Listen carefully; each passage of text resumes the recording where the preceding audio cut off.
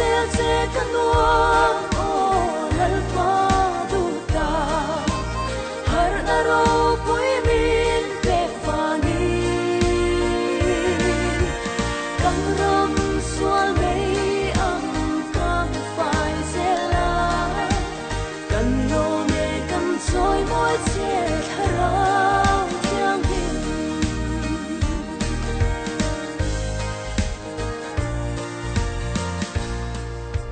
thiu dan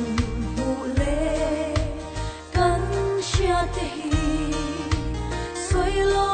vin kan om hei lo ani karal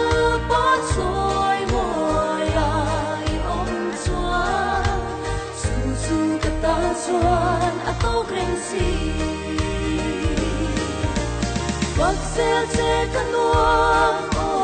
lalpa duta har naro pui min pe fani kam ram sual mei am kam phai zela kan lo me kan choi moi che tharau thiang hin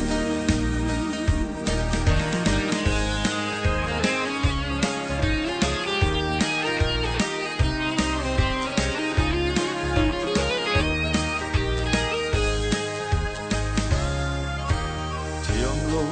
chan re ka hlau to lo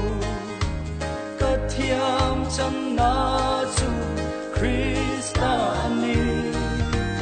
le ya avan ram nun chu tem lo kin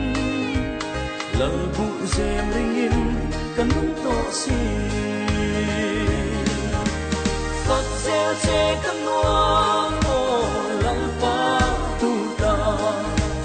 har naro pui min pe wangi